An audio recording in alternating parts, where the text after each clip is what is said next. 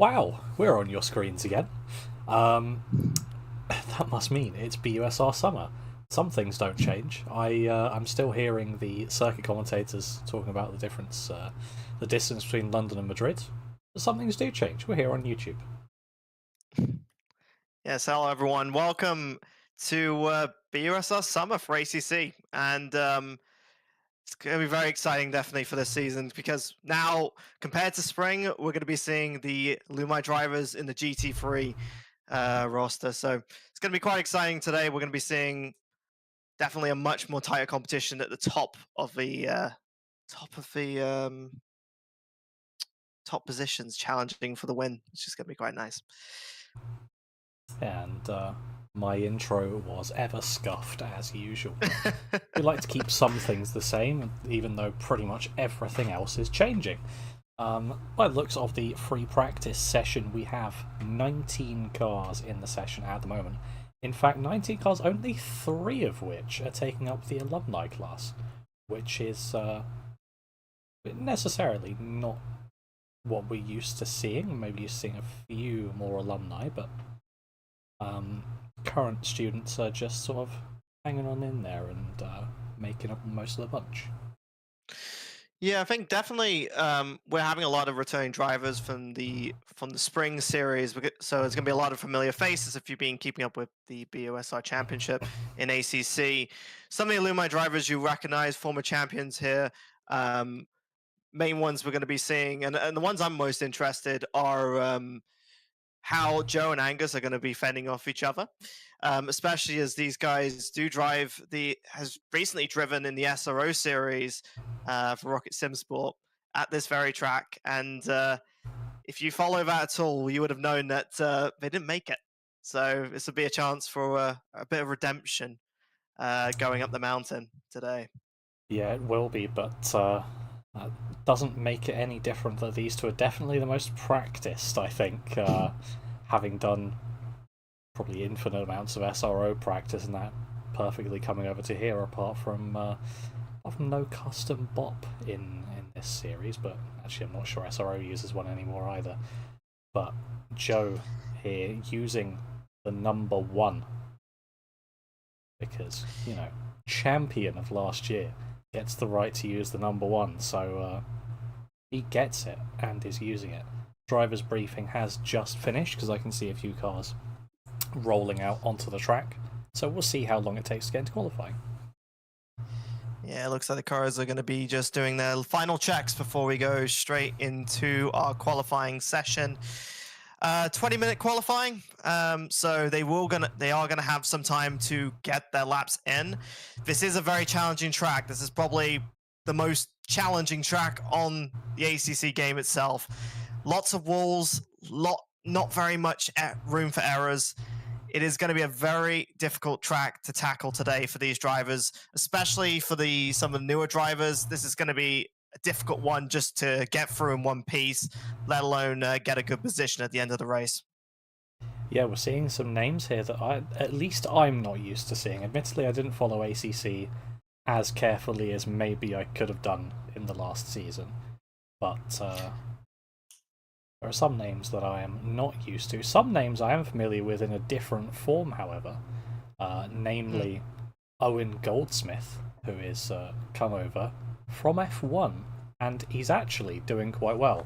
7th best in the practice session, so we'll see how that can tick over to qualifying. Speaking of qualifying, yeah, looks like we're what a transition! Yeah, we're just going to see the session end and move over. One thing to note as well, so that 7th was done with a aggressive preset. I was just checking out, just talking to the drivers beforehand. So the car has a lot of straight line speed, which is going to help with two of the main straights that we're going to see here at the at Mount Panorama. So it's fast in the straights, but it does struggle in the corners going up and down the mountain. So we'll see if he can survive long enough for that straight line pace to really come in clutch. Yeah, and speaking of fast, that is exactly what we're seeing for the track condition as well. as we just see Penny Dobbins and Joe Share here, nose to tail on both of their outlaps, and some lovely, lovely camera angles from the ACC Auto Cam. Yeah, this track is definitely one of those that really shines in ACC. We have, you know, really good looking cars, really good looking game. Combine that with, you know, Mount Panorama being very scenic in itself. I always remember watching the Bathurst 12 hours. You see the sun coming up. It's a very pretty place, and it's lovely to see it put inside the virtual world for us. Let's go and watch for today. Yeah, and it is such a great track, so let's have a little bit of a premium experience here, a passenger ride on board. Just stuff coming up on the screen. Turn down the audio slightly so you can still hear me. Passenger ride on board with Joe Share as we're now already through turn 1 and onto possibly one of the longest straights between a turn 1 and 2 of any track. Still waiting for the straight to be over. Got a lot of time to spot your braking point here for Griffin's Bend. Normally just after that little inlet road there. Try and ride as much of that curve as possible up to the wall, getting prepared for turns 3 and 4. The cutting. Very easy to make a mistake here as we see some sort of yellow flag out, but that has been cleared. Coming up the hill now, going through Quarry Corner, or I like to call all of these by their advertising board names, so that one's BP Ultimate to me. And through Frog Hollow into McPhillamy Park, probably one that more people know, and Skyline, the one that most people would know at this track, going down through the gears. As you come down the hill, try and keep it as close to those walls as possible at all times. And you can see here the mountain is over, Forest's Elbow. But don't get on the power too early, otherwise you will be facing a board that says Bentley. Now, even more time to think down the Conrod Straight. Thought the mountain straight was long, this straight is longer. The Audi is going to shine down this straight. Ishtar's Audi had the best top speed. In practice, spot your braking point for the chase. Turns 21 and 22 chicane, as Joe Share goes a bit off of the track. And final corner, turn 23, Murray's Corner, to round out the lap. We'll see what it's going to be. That lap was a 2:01.327. Certainly better than I could do. Definitely a banker lap coming from Joe Share. He definitely has a more pace in that car, what we saw in practice, and it looks like Angus is just sneaking himself in a 2-minute flat, 2:02, which Casually. very fast. Yeah, just casually. There's more speed in this track as well, which is even more exciting. We're gonna start seeing our first laps come in. Yep, and we've got good luck being sent to Charlotte in the chat from Alex Frush. Very happy to have you watching. As more times being set here. Tends to just be that the drivers will just continue driving around the track. There's nothing really to save on the cars. It's mainly just self-improvement here. As we're going to watch Jimmy Lynn for a little bit. Presumably no longer in Canada.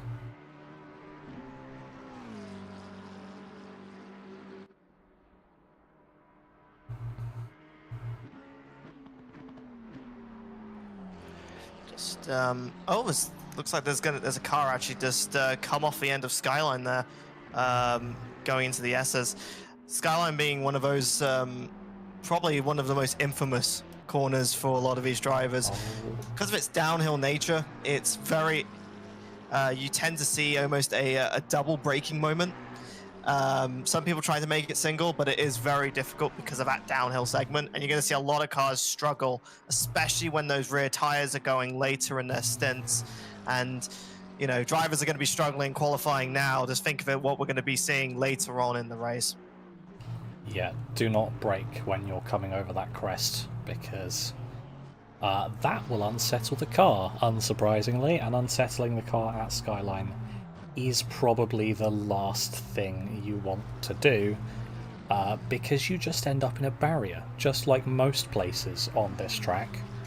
You do something wrong, you're in a barrier. Possibly the only exception is coming down the chase. Coming down the corner or towards the chase, sorry, but you still might end up in a barrier here. Look, there's one to your right, one to your left, not too far away. Only bit of real runoff is here.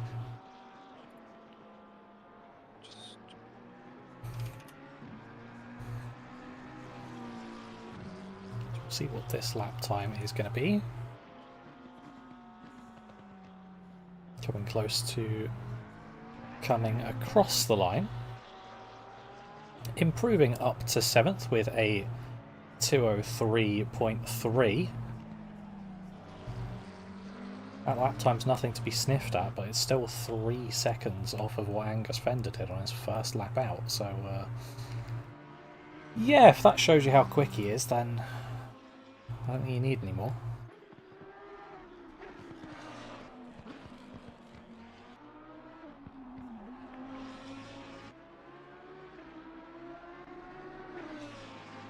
Aidan Larson, by the looks of the flag that came up, bit of a home race. Yeah, I think Ian will probably have some recollection. This is I don't know where he's actually native from particularly. This is from New South Wales in Australia, where Mount Panorama is located. I'd love, honestly, the Australian countryside looks very lovely, and I think Mount Panorama really shows off that kind of very barren, not super bushy, but very nice. How can I say? Very nice weather. I think every time I watch the Bathurst, it's always nice weather. Up to P3 with a cracking lap from Aidan there to put him up there, 2:01.3. And yeah, I tend to agree. I like the look of Australia, and like the environment and the weather. I don't like the things in the nature. Yeah, they do look a little bit scary out there. Sounds like half the things can kill you, which I would like to at least get out, at least like to go alive by the end of my trip. And I think as well, it's also on the home of some of the best motor racing, especially the Aussie supercars. There's some of the loveliest, very lovely sounding, very hard to drive cars. Yep, and he's just gonna park that one up and roll on again for the next lap. Spoke about Ish earlier, with the Audi being the fastest car in a straight line, so maybe a bit of a menace to get past, but unfortunately so far not starting with too much track position in 14th, but he is up by 0.6. So we'll see how that changes.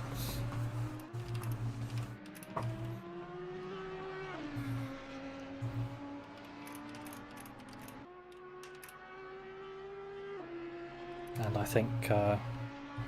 think Charlotte's recruited the whole of Solihull to support her today.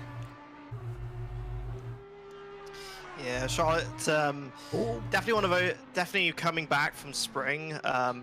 Was 11th in spring, but this time in the summer we're coming back. It is 1.9, so we've had the introduction of some new cars into ACC, and Charlotte's repping the new Ferrari 296, a very, like I say, a very popular car for this patch. Very impressive, and what I really love about the 296 in real life is that the V6 engine is not just a car that you see, not just in that car, but it's also present in the 499P, the hypercar, which just won the 24 Hours of Le Mans earlier this summer. So very proven engine, very already trying to prove itself. in the virtual world as well in the real world. So it's very exciting to see how these 296s handle the mountain for today. And yeah, let's see how Charlotte does in this new car.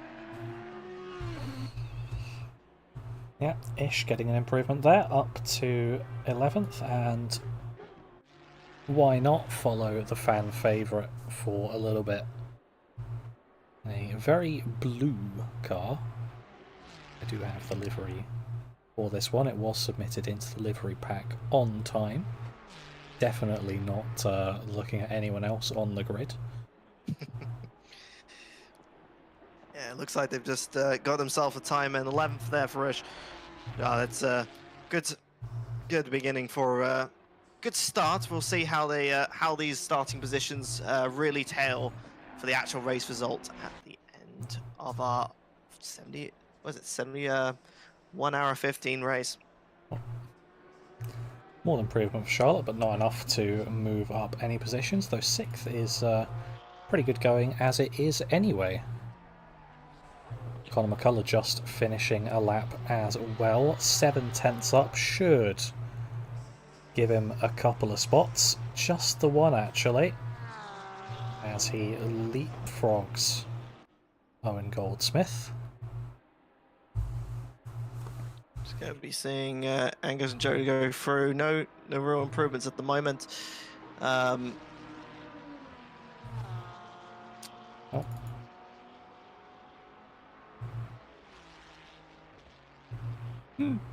Angus parked it and confused Adil Mushtaq for a second there. Yeah, Mushtaq needs to try and get something in there. He's got no time on the board right now. There's only 7 minutes left. 7 minutes left on the clock, so you're gonna have to try and find something and get a lap together, as they've only got a certain amount of time left in this session. I mean, at least one lap on the board would be nice. I'm not sure if he did laps in practice. I cannot remember, so... Don't think they did, looking at it. Might fall foul to 107% if he's not careful, but we already know that he's decent enough to race, so I'm not sure that Alexa, our race director and lead ACC RO for today, would bother taking him out. And joining mid-qualifying, just seeing there, Adam Bent down in 21st now. Ooh. And that gave me a bit of lag. Nice one. Guess who didn't pre-generate the DDS files? Oh boy. Me. Oh well. Oh. We're gonna have some little bit of lag then.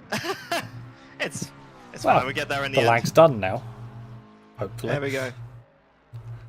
Oh dear. That was not even a livery. Fair enough. It's fine. They got into the session at least, and hopefully they can get time on the board so we can have everyone get some qualifying times in. Hopefully something respectable, so that we have a full grid of results. It looks like Abdul did take a bit of a hit there, going into the Forest Elbow corner. Not the easiest corner in the world. A little bit of downhill braking. That rear can sometimes step out a bit ahead of you and spin the car into the corner, which is not nice when you see a bit of concrete at the end. No. I mean, you don't want to be spinning, but you especially don't want to be spinning into concrete. That does tend to hurt yourself and the car.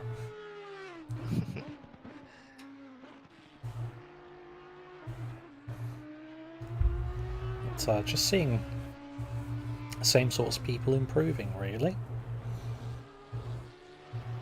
Got Ish again with a bit of improvement. Not going to be enough to put him up any positions.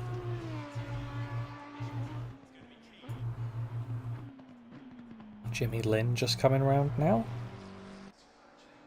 This one should put him up, and it does. Up one place to 9th.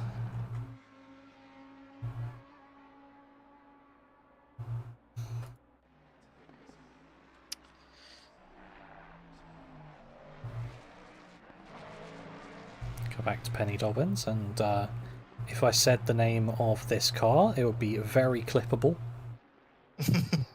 Yeah, it's potentially risky. Oh. Never mind. Not on a lap anymore. We're done. It'd be nice for me to show you people that were improving, but unfortunately... Oh, apart from Joe Share, actually. As hopefully this Lambo's not going to hold them up too much, because this is nice. Oof. Very close. Joe Share sitting at the top with a 2-minute .222. Oh no! It's Angus 3 Fender, thousandths of a 2-minute second. .225. I love that. With 3 minutes to go, session's got interesting. Angus, you're gonna have to figure something to get those 3 thousandths of a second. That's probably a meter or two difference in time. It's not much there. Yeah, funnily enough, Joe Share only getting a purple sector in sector 3. So maybe he had a bit of a toe there, but Angus needed to find something. He has 2-minute .145. Fantastic. We got some times trading at the top of the board. These two are starting to show what they can do going up and down the mountain. These two are going to be fighting all the way to the end. As we're going to be seeing them later in the stage.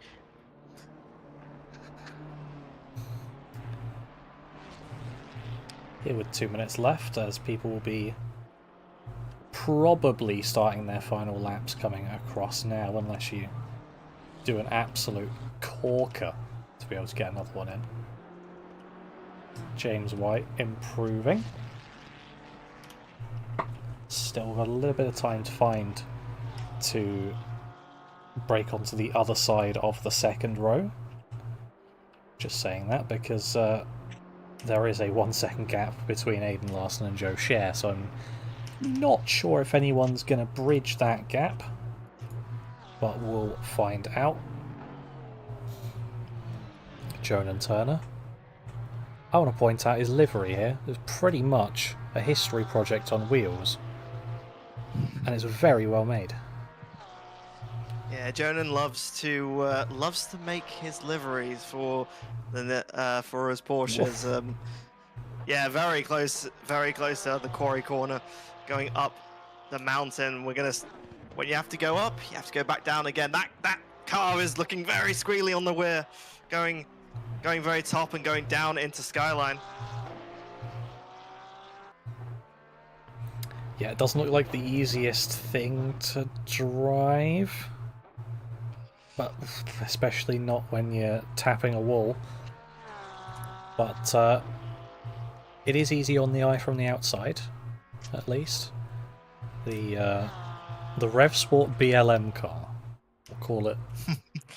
I'll try and dub it that. We'll see how well that sticks. It probably won't. There's so much stuff on that car to divulge. I think some of it might not even be very safe on the stream, but we'll say what it is. That's all right. Jonan always likes to impress with his liveries, and it's just one of his very creations. Coming through to the end here.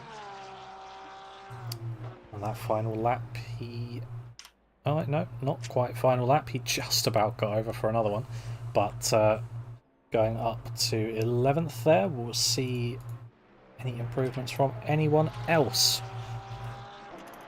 Next, improving across the line will be Connor McCullough.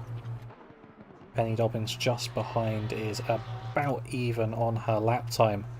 Connor, good 6/10 up to leapfrog him up into 5th.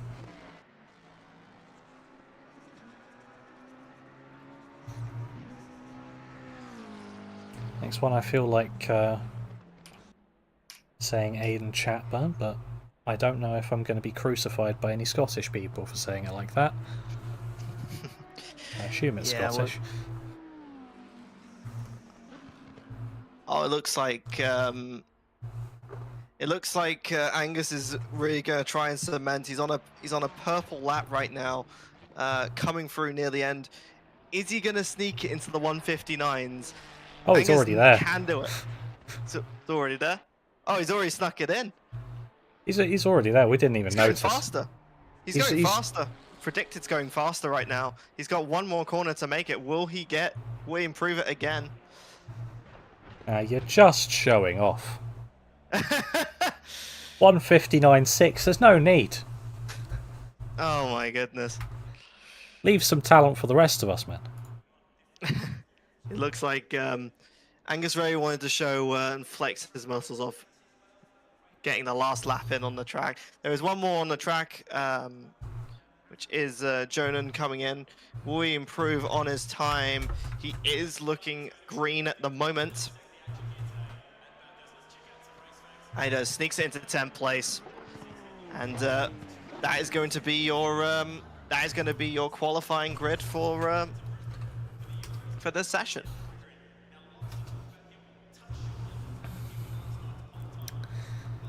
Yeah, and let's just quickly roll back over to the cameras. Hopefully that's worked. I've not got OBS up. There you go. It has worked.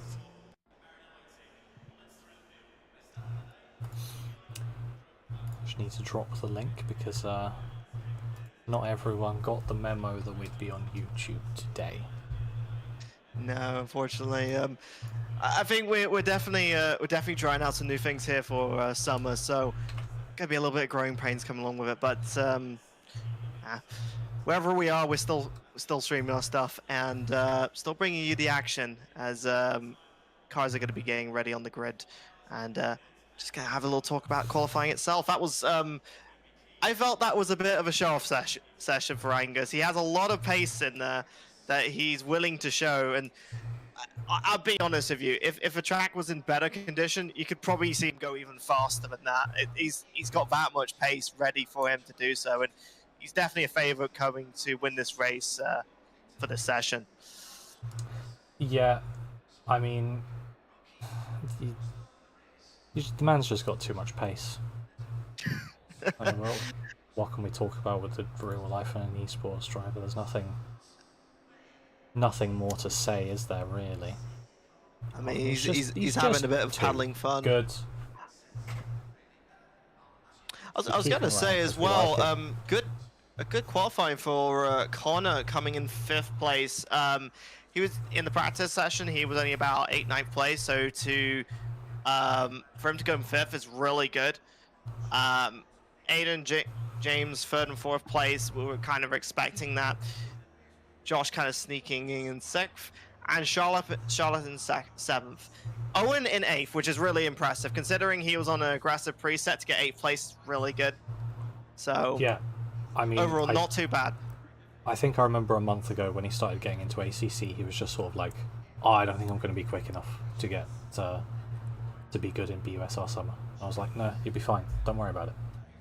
He's very much fine. He's very much, you know, the thing about sim racing in general, it is like any skill. You got to put the time in and put the effort. If you put the time in, you do get the returns. Sometimes it's small, sometimes it's bigger, but you know, it's good to see that someone who does put the effort into learning this game has his game rewarded in some ways, and we're just seeing it today. So good luck for Owen, and hopefully things go clean going up and down the mountain here at Mount Panorama. Yeah, hopefully so. We are just getting into the race and well, into the formation lab. Don't worry, we're not letting you miss anything. And I'm just changing some settings down to make sure the stream runs properly. Yeah, we don't want to have it becoming a stuttering mess for everyone. We're going to try and make sure that things run nice and smoothly, like we said. And yeah, the cars are going to be just rolling around here, warming up their tires. Right. Let's see how this goes. Yeah. Here goes nothing with this, with these people on the track. Everyone's starting as expected. No one needing to be 107%ed away. Yeah, it's nice to see a full grid of drivers. Racing in spring, we did have a couple of drivers who did not meet that 107%. So it's lovely to see that everyone is going to be racing for this event. Honestly, for me, this race is going to be about who can survive through the carnage that it's going to be. It's I don't know about you, it's going to be a mess, potentially. Well, speaking of, if there is a big mess, our very own Eduardo Freitas, also known as Alexa Gates, may call a red flag if there is a huge crash that involves the majority of the grid. We will be informed, and if it happens on lap 1, procedure is to get everyone back to the pit lane under the pit limiter and then restart from scratch shortly after that. So we'll see what happens. Yeah. Hopefully we won't have any pile-ups into turn 1, which aptly main is called Hell's Corner, which is a fantastic name. Yeah. But I'm sure the drivers have been scared into not crashing enough to potentially think about not doing it.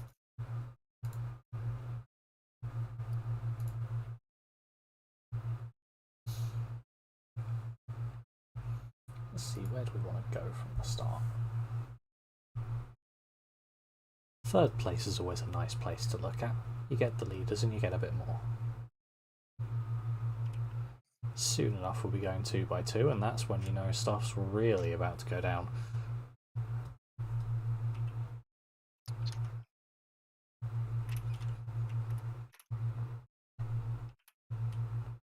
This track is now lovely and optimum.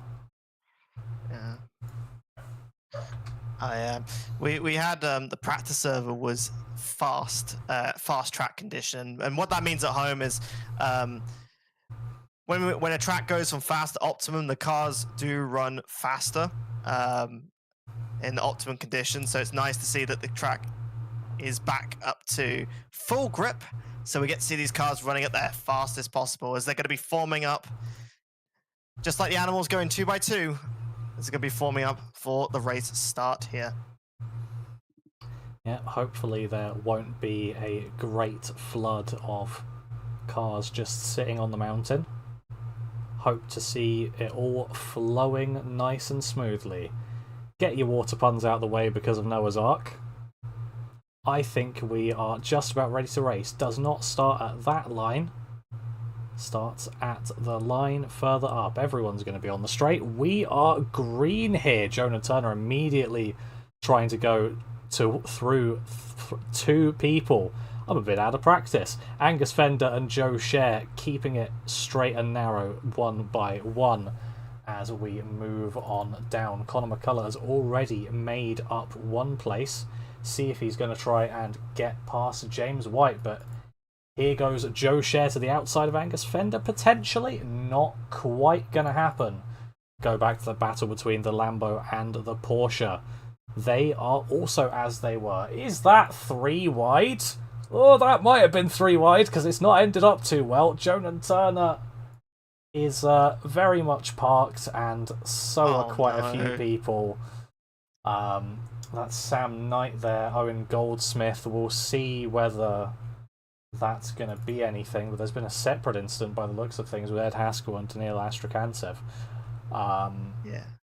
So we'll see whether we get that red flag that we could have been promised, but for now we're still racing with Penelope Dobbins trying a move on a very damaged 463, who is sort of corking the bottle at the moment.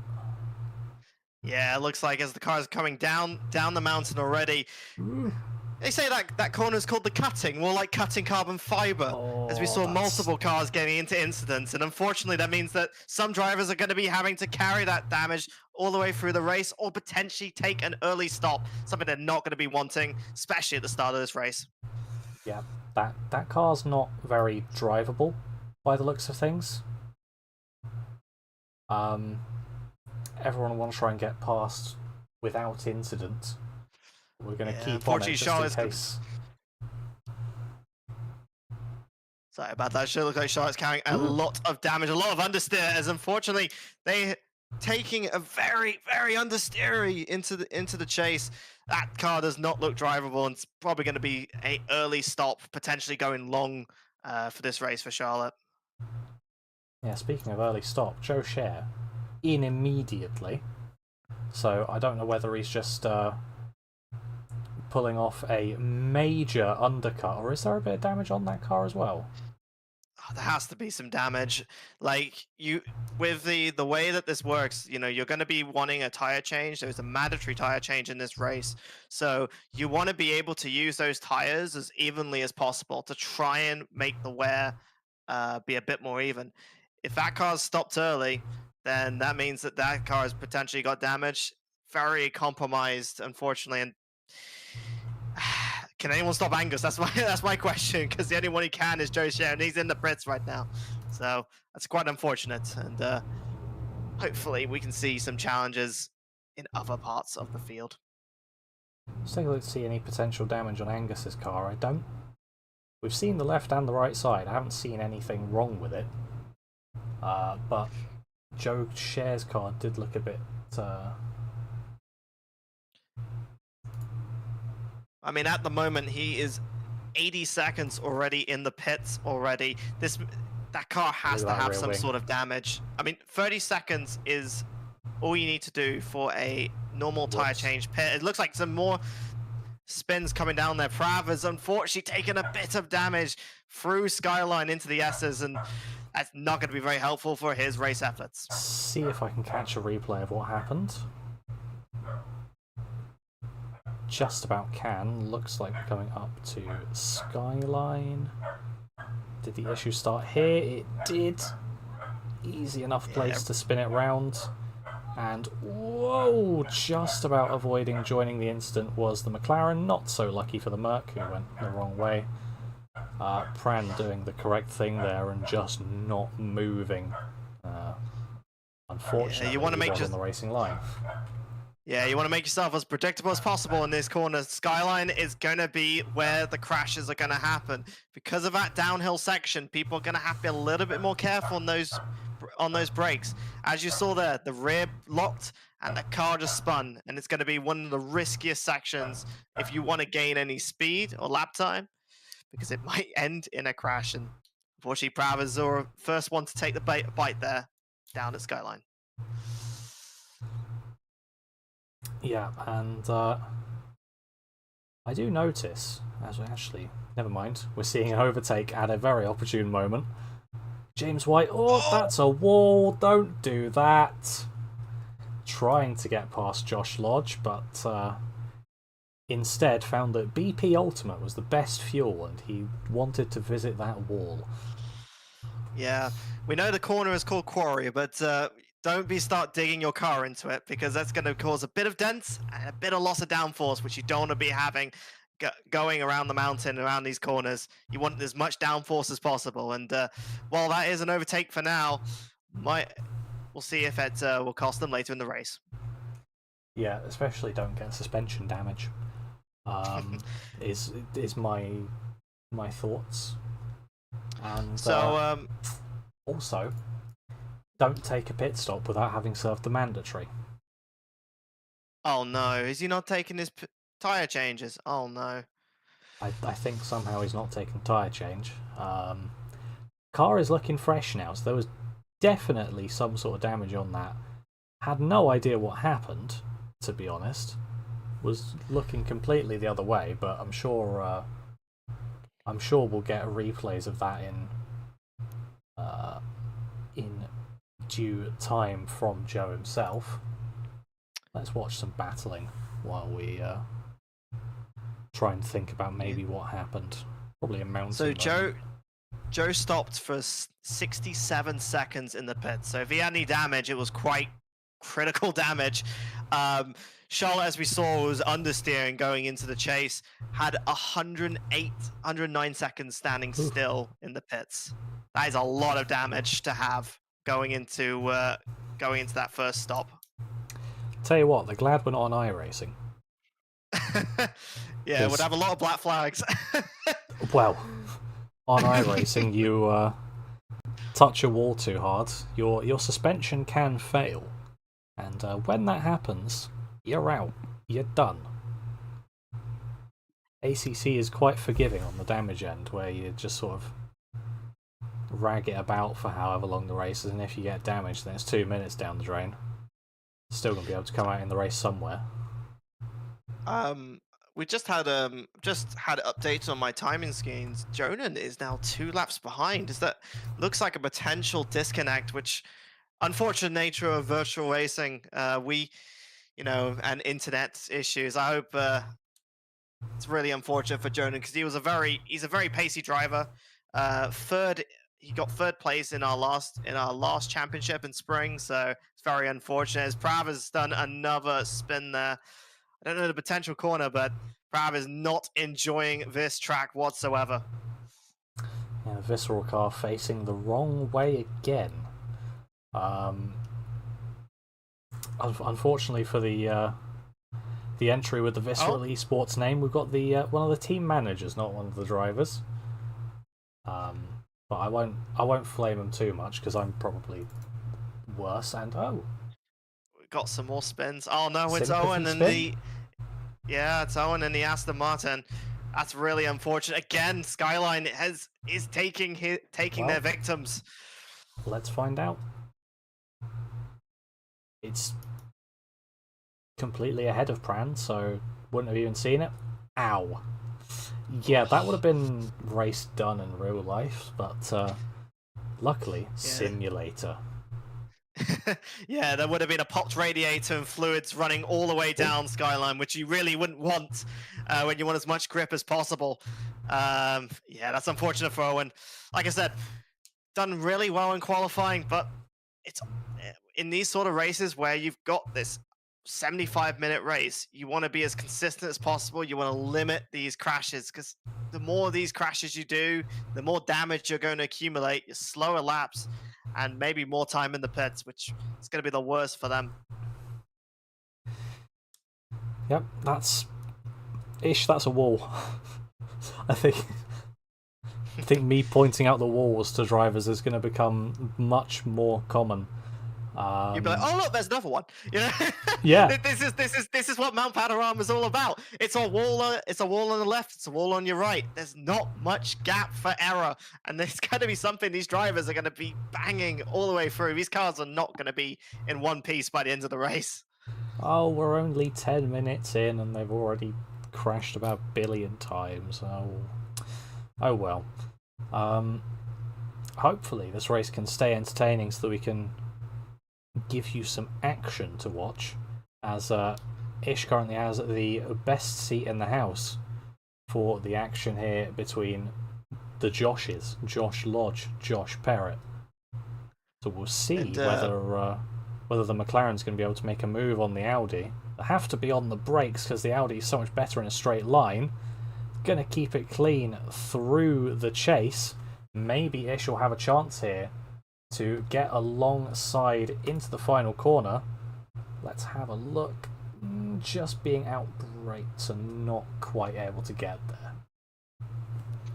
And just as we've had that battle going on there, Angus has now popped in a new fastest lap for this race, a 2-minute 0.6.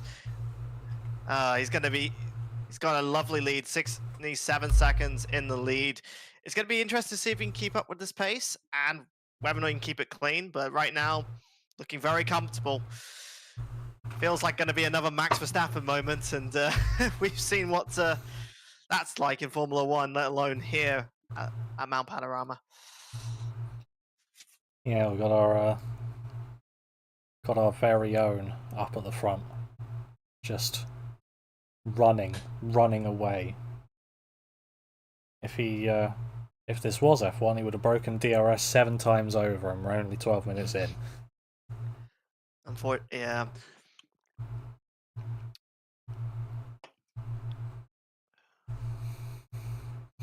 But no matter.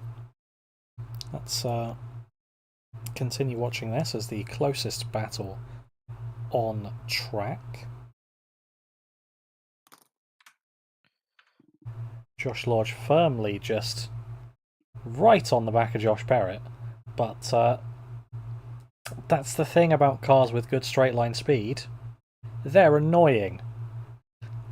Because good straight line speed normally means they're slightly worse in the corners. Can't overtake in the corners here. You can overtake on the straight, but if you don't have any straight line speed, you're not getting past, even if you're quicker. Yeah, we're actually seeing a couple weeks ago in F1 in Canada, you saw with Alex Albon, that car is very fast in a straight line. And even though there are potentially faster cars behind, because of that straight line speed, it's very hard to get close and go for the overtake. And here at Mount Panorama, because a lot of these corners have these very tight walls, it's almost impossible to overtake. And therefore, these cars do have those advantages. So, you know, Josh Lodge right now, he's going to have to wait his time, wait for a mistake, and then go through and get the overtake. Yeah, because even with that completely balks front end, which is not going to be helping Josh Barrett at all, he's going to be able to stay ahead in the mountain easily, providing he doesn't make a mistake.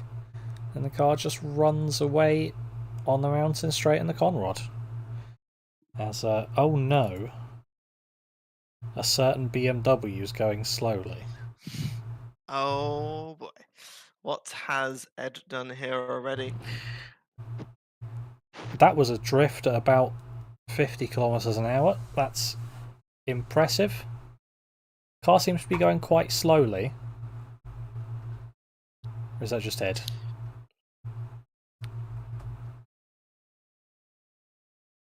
Oh no. Oh no. I'm saying oh no a lot. Probably shouldn't be as a commentator. It looks like Adam's had another incident before Skyline, actually. It looks like at the Frog Hollow section. And, he's had a moment, some of the for other sure. cars are going to be not very happy that you have to get the blue flag. Oh, you don't need to get out of the way immediately for a blue flag, but he's chosen to. That's weirdly a really opportune spot to actually get out of the way, so kudos to him. But I don't actually see too much damage on that car, so should be okay to continue running. He's already made his mandatory pit stop, so that tells a story of its own. Yes, Adam had a 55 seconds. There's about 20. That'd be about 25 seconds of damage that he had going for that pit stop. So they've already done the race strategy. It's already complete. Adam has to contend with those tires going through the rest of the race. So we'll see how he fares going for that very long distance. Yeah, tyres are designed to last an hour. You'll have a bit of drop off, but it's not going to be too bad. Or rather, I don't notice it, but I'm not very good, so that doesn't help. Well, you know, with ACC, it's been very much a transitional period at the moment, and it looks like it's just gone wide, going into the Griffin's Bend. Oh God! Oh, no. That looked very bad, but that's just an internet disconnect. Oh my God! Thank goodness we are in the virtual world. Oh, he's back. Oh, he's back. Okay, that's good. That's very good indeed. Oh no. It looks like Adam is going to be getting the blue flag here. GT rules here. Oh, he's done a spin again at Frog's Hollow. That might explain the instant last lap. That's the wrong way again. Oh my goodness. Rejoin the road, please, sir. You can't park there. I don't think he would be getting a fine, but I don't think people are going to be very happy of ruining their lovely gravel trap there. If you don't get a fine, it doesn't necessarily mean that it is fine. And there's going to be a very interesting overtake happening soon. Oh boy. Joe Scher on Ed Haskell. Never mind, he's just got out the way. He's just decided, nah, not having it. Done. Can't be bothered. Fair enough. Looks like this battle with Josh Lodge is still going on, trying to find a gap for him to overtake. You know, Josh and Parrot are both really good drivers, very well mannered. You know, even with Parrot having that, you know, that what would say, look, very damaged front end, still managing with it. Just having a look at the cars in front. Just thinking what that Porsche is. It's Alex Smith. It's Glinty. Oh. Very interesting choice in the camouflage. Does he not want to be on stream? Because right now we found him. I know that camouflage has been maybe done for a certain purpose, but we have found you. Just like Where's Wally, we have found him. He's also found a wall as well, going into the cutting. And that is just the opportunity that Josh Lodge needed to get past Josh Barrett. That's really unfortunate for the Audi driver that it had to be that way. But you got to find your opportunities here at Mount Panorama, and well, he found one in the form of Shirtless Racing Online. It looks like Alex Smith is also doing a little bit of cutting of his own. Not just cutting his own car in half, but maybe also cutting some of the daisies while he's going by in that very nice camoed Porsche livery. Yep, 2 laps down right now as well. Yeah. As Valtteri Bottas would say, cuts grass surprisingly well. See whether Josh Parrott just gets directly past. Oh, I think it's going to happen. Josh Lodge has got to go back on the offensive here because that Audi is just shot directly past. Yeah, no that hope. Straight line speed is really making the difference here, making it incredibly difficult for Lodge to really keep up. Yeah. Just cannot even begin to try and get through in a straight line for that McLaren. Only just about keeps up with the slipstream. As you may notice, other Audi is gone. It's because he's in the pits. Yeah. Ish has decided, nah, can't be bothered to see you guys fighting in front of me. Gonna get a bit of an undercut done. Bit early for the tyres, but still might be quicker in clean air. We'll have to see. Yeah, just talking about pit stops. Aiden Chapman has just come out the pits. Just came out the pits fifth at the moment in the race. Now 6th. Again, those undercuts are going to be really nice for track position, but not very good for tires. So we'll see whether or not that strategy will be the winning strategy for today. We're going to be seeing pit stops around about 40 minutes. So hopefully we'll see some drivers make those mandatory pit stops and some new fresh boots to be put on their cars. Yeah, potential battle for the podium here. James White caught up by 4/10 in the last lap. So we will see what happens here. It's probably just going to stay on this. I think Porsche and Ferrari in a straight line. How do they line up?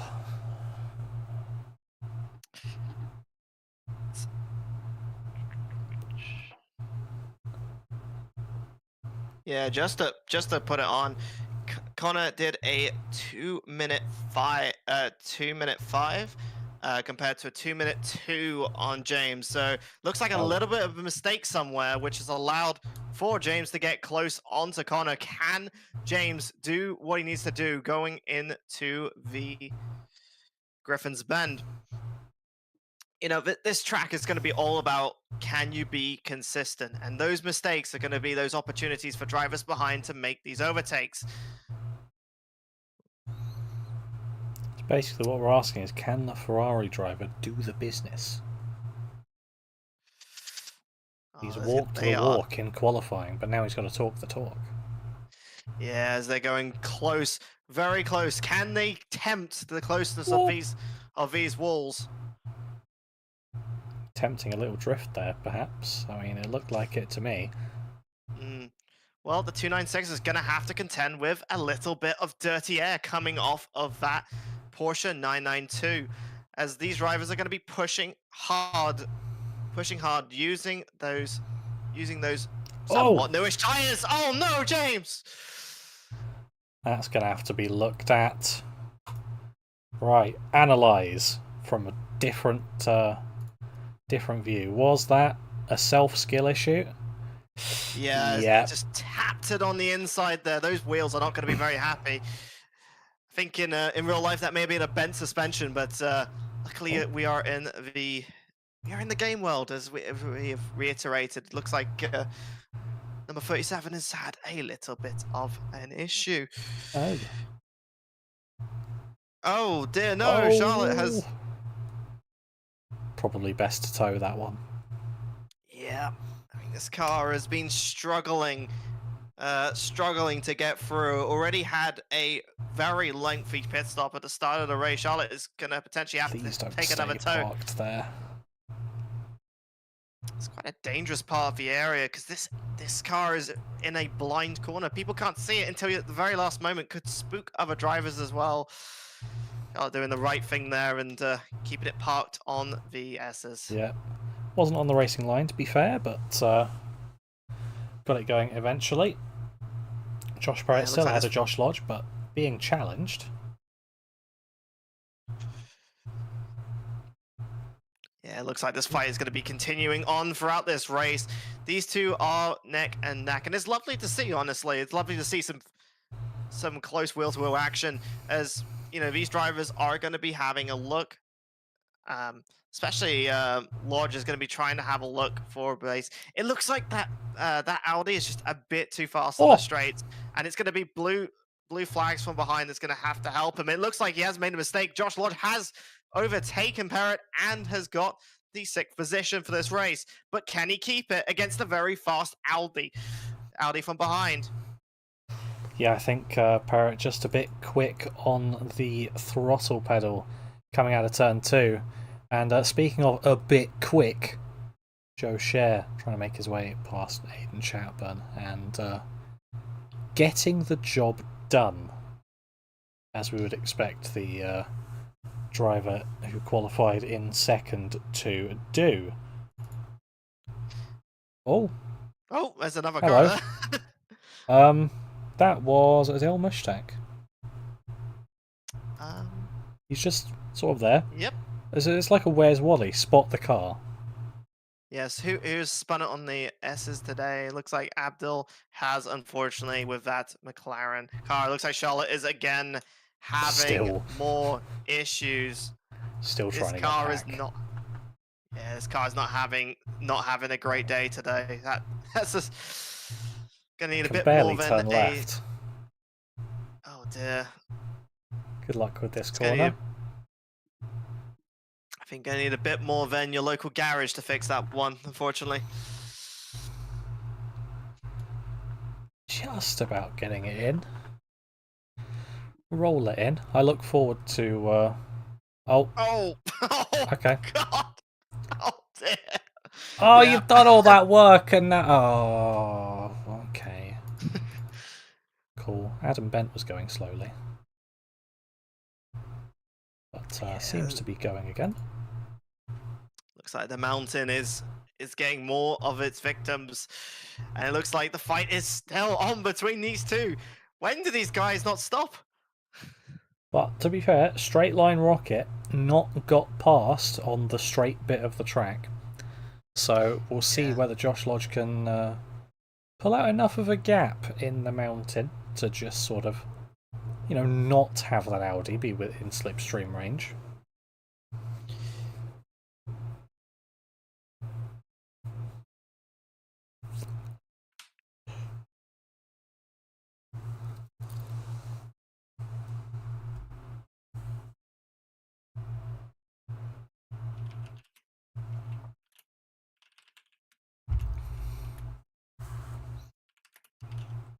Seems like being ahead before the mountain has worked wonders, because you see that gap now.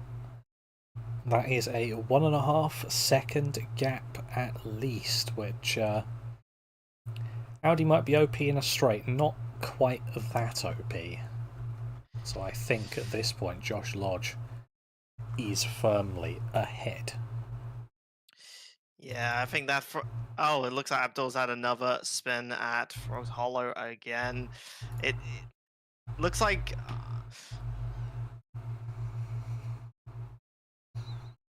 Oh, Yeah, it looks like he's and there it a was. little bit too much. Oh,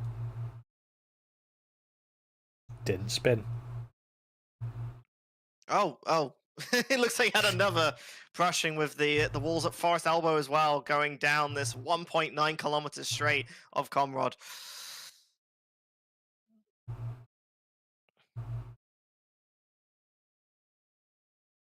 Okay, looks like the blue flag getting waved over there, allowing this white McLaren to get through. I just don't know which white flag, which car that is, but There you yeah, it looks like the Interestingly number enough, 10 of Aiden Chatburn the just number overtaking there. 18 designated as the 018 on the car. So, Oh. don't know why we don't see the leading 0 on the timing screen, but you know, It's either a formatting of ACC or that livery is just wrong. I don't know. I don't really design many of the things. It looks like Josh Parrott has dipped into the pits. Undercut has been called. Will it be enough to give him the track position needed to get away from Josh Lodge? That car has already been there 70 seconds in, as it's going to be leaving out the pits now. Yeah, and we would be able to see whether the undercut worked for Ishar if he were here. He's no longer here. So, evidently the undercut didn't work. Unfortunately not. I mean, he has been stationary for 58 seconds. That is 25 seconds worth of damage. There must have been a lot of damage on that front end that Josh was trying to measure, which means how much pace has this car actually got? You know, and how much was Josh Lodge actually keeping him off? We're going to find out later in this race as scrolling through. Looks like Jonan is doing his recovery drive here. Again, very unfortunate with a disconnect, but is a very fast driver. And I know Jonan can get those positions back, but he is going to be fighting from 2 laps down, which is not the best in the world. Yeah, apologies if I look like I'm scrolling through randomly as a Ferrari in the background just decides it wants to tap the wall. I'm not scrolling through randomly. Whenever a yellow flag pops up, I'm trying to get there. Also, try and find what that. It is. That's Pran. It's Pran, yeah. Currently in 19th position. We've actually lost some cars during this race, as 19th is the lowest position as well. Probably not having the greatest of times at the moment.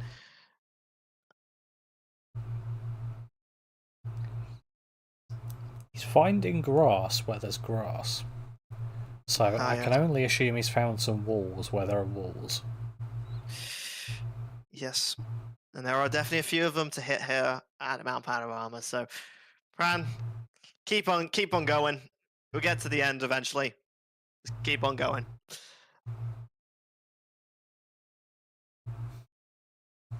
Yeah, we have passed over the half an hour done mark, just about a minute ago. So you're getting to the point where it's about even to pit for tyres as Angus Fender is bearing down on this group of lapped cars. Yeah, let's see if Angus now has to is being so fast now he has to fare with some back markers, which he's definitely passed many back markers in his racing career. So he's got some more to challenge him going up and down the mountain here at Mount Panorama.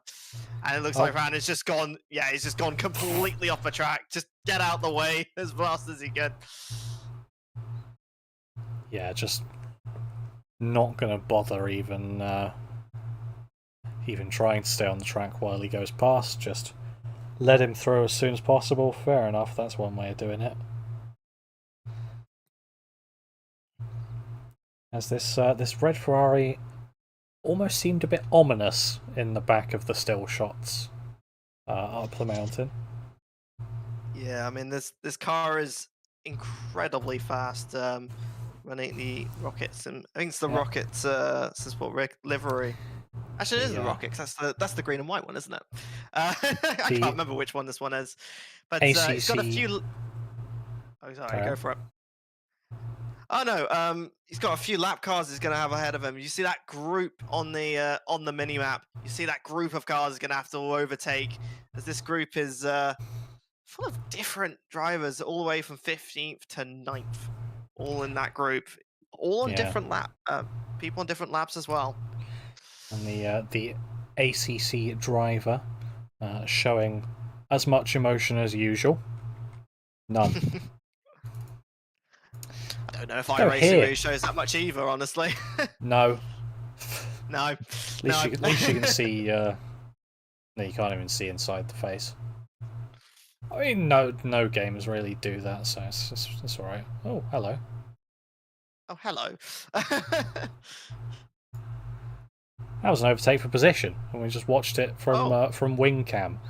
Now we're watching Jonan Turner on wing cam, who's trying to get past Adam Bent for position, who's also trying to be passed by Angus Fender for firmly not position. So we'll see how patient Angus gets. Is he going to go for it here? Looks like he's threatening, but not quite able to get through. Oh, Adam Bent's rear view mirror having the best seat in the house for this one. Yeah, I mean, this is going to be a very difficult situation for Jonan to be in. He's got a faster car coming behind while also having to try and mount the overtake. Do you let the car go by and take a little bit of time and let the faster driver slow down the car in front, or are you going to try and take that overtake, slow them down, and help get through? It looks like he's just letting both through. Yeah, Adam Bent just kind of just not wanting it. I think that's fair enough. That's a very measured drive. It looks like he's had a bit of too late on the brakes there at the chase. That's going to cost him a bit more than just his race position. It's going to cost him a little bit of time as well. Very measured drive, and that move looked like he had a very measured drink to start with. Bit badly measured, maybe. I found the most interesting. Owen has not stopped yet. He's one of the only few drivers in the lower position who has not stopped yet. Well, actually, he has, but it hasn't registered as the stop. Not changed tyres, looking at it. Basically, same situation as Joe Scher, who did stop, but didn't complete the necessary pit requirements. Yeah, unfortunately, he's not changed those tyres. You have to change those tyres to get rid of that mandatory pit stop, and unfortunately, that means that it's not going to be. It's going to be even more time cost in the pits, as I think James has just had his pit stop 98.6 seconds stationary. Again, these cars are accumulating a lot of damage throughout this race.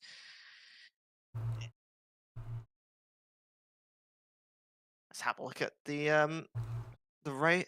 See what Josh is doing in the McLaren, fending out the Jaguar, the very old Jaguar GT3. You haven't seen this car in a very, very long time. I don't know about you. I haven't actually even casted the race with a Jaguar GT3 in it. Yes, but you're pronouncing it wrong. It's the Jag. The Jag. Okay. The Jag. Could put a bit of a pronunciation behind it. As Joe's finally got into the pits. His corners. Oh my goodness. Incident. Right. Stewards review. Let's go. Back 15 seconds. Get on the helicam. What are we about to see? Oh, he's just looped it from him. That's fine. Yeah, he's... Nah, I think that was a bit of a unforced error by the pressuring car of Conor McCullough, and he's taken the position into 8th place. Again, he is the fastest driver who has not pitted for their mandatory pit stop. So that's going to be helpful for track position, but might not be helpful as much in the tyre department. We'll see later on in the race, as Josh is going to be continuing to fight down this This Jaguar GT3 of Penelope Dobbins going down the S's into the Forest Elbow and down the longest straight, the Comrade Straight of 1.9 kilometers. These cars going over 200 kilometers an hour, going down to that chicane, the chase. Yeah, and the Helicam doing great work of showing the elevation of this track, but I can't help but think this is the world's bravest helicopter pilot. Camera's a bit low. There we go. We've just had the halfway mark called out by the in-game. It looks like that Jaguar have definitely got the straight line speed, but when it comes to the corners, that new McLaren Evo spec car is going to be helping him with that. I think with the real car, they actually put some more front dive planes to help it steer a little better in the dirty air. I don't know what it represents in this game, honestly, because games are very different from the real world. But we hope it does something similar. It looks like, and we'll keep on with this. Oh no! Oh no! Spot the car in the trees.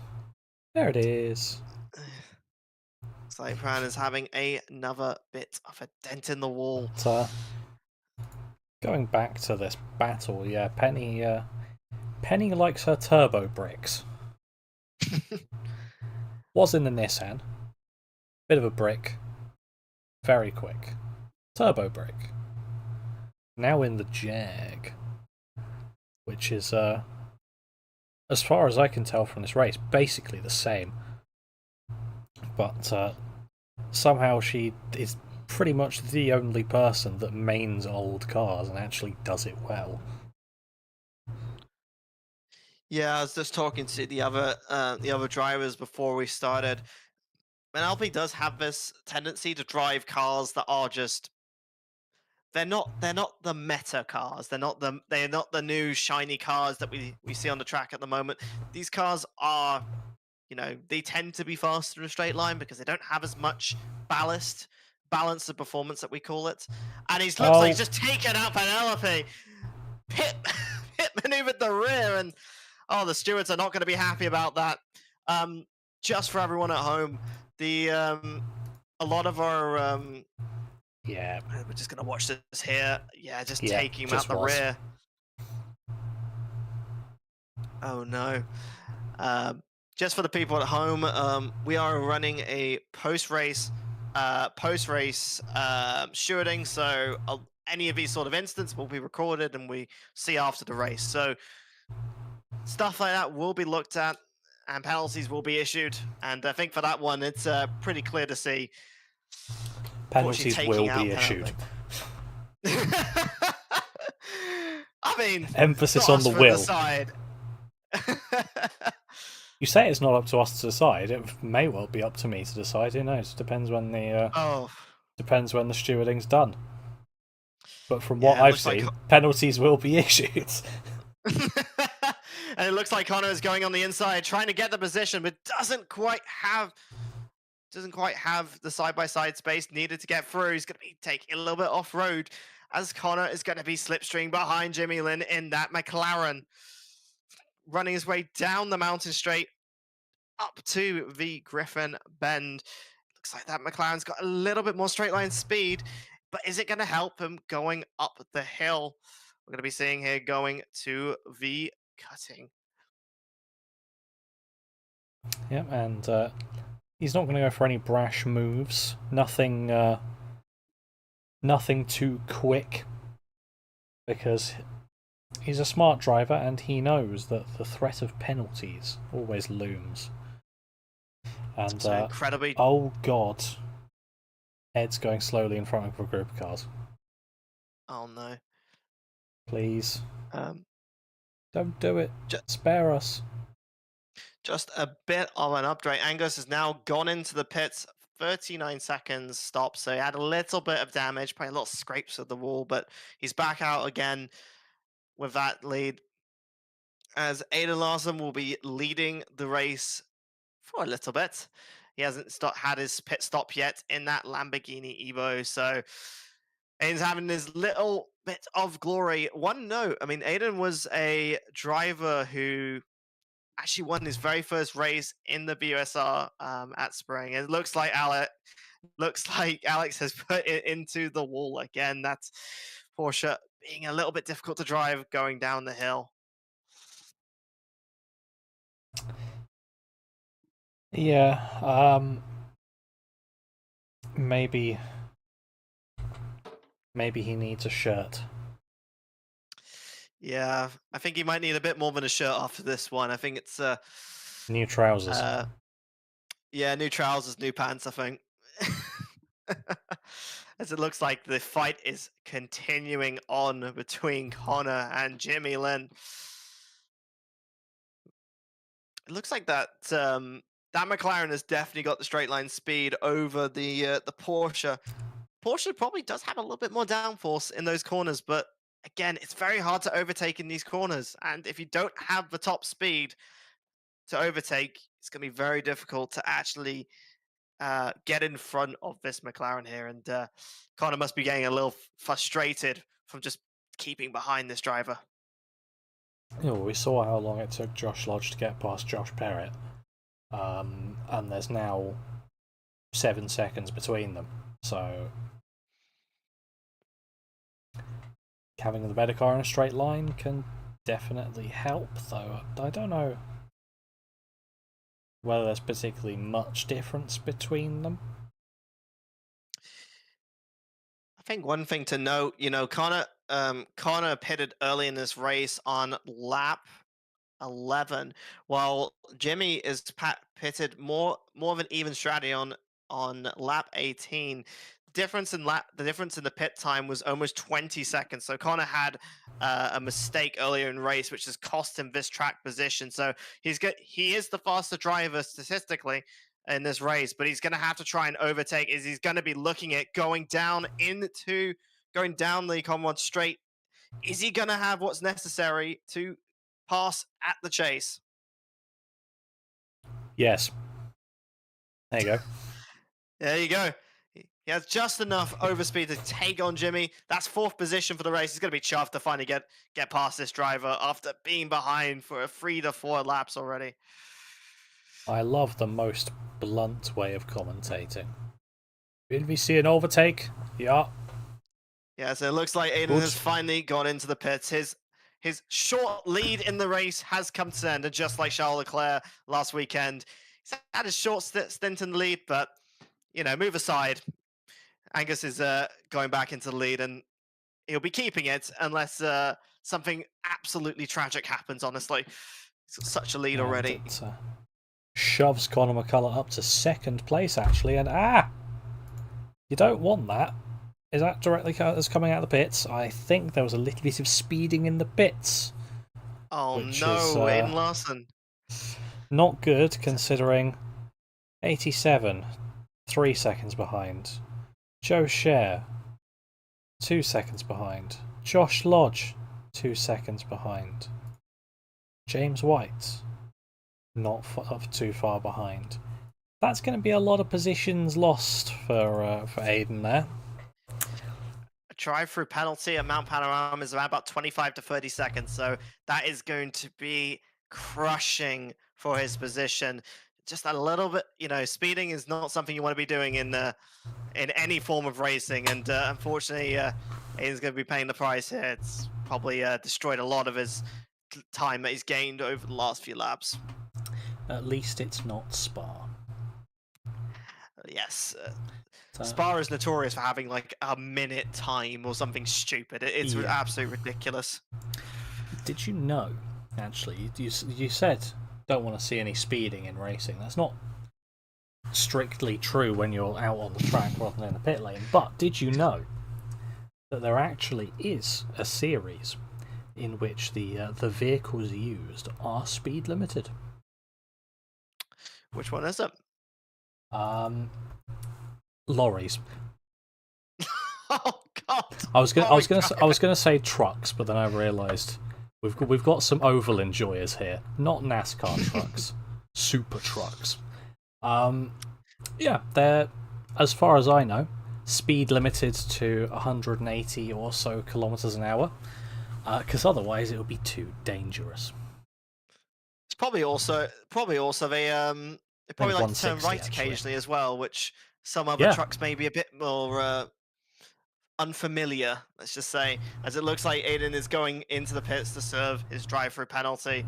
Again, walk of shame. You speed in the pit lane, you get punished for it, and it's unfortunate for the 129 Lamborghini. Yeah, I mean, I find it an apt punishment, to be fair. If you speed in the pit lane, they basically just go, no, show us you can do it properly. Oh god, Let's do that. It's just come up on my timing screens. It looks like Angus is pushing again for another fastest lap. It's purple at the moment. Will it be another fastest lap? We'll find out soon enough. He's showing off, isn't he? I think I can answer that question by showing who's in front. Oh god. No, it probably won't. Because Oh, there's a car there. it's not just any old car. It's Alex Smith's car. And we've had some definite moments in the past where sometimes that leads to all sorts of things. Not jinxing it, of course, but we'll see what happens. As it looks like, yes, it's slowed down. He's slowed down by about 3 temps now. Whoa! Oh no! Ah! No, don't do it. Well, we said there has been some choice moments in the past. It looks like there was a little bit of one there. It looks like Alex took the better of that decision. So thank goodness it wasn't in the disaster. You'd only be taking out the leader here. Hopefully Angus was wearing brown trousers. Because otherwise like they're going to need to be changed. Yeah, it looks like Joe Scherr is going to be making the overtake. A little bit squealy there on the rear, but has made the overtake for 6th place. Sorry, 5th place. Just need to have that update again. But I'm just going to check the gaps on there because you guys can't see the gaps. It's another 5 seconds to chat burn. So working his way from that last place.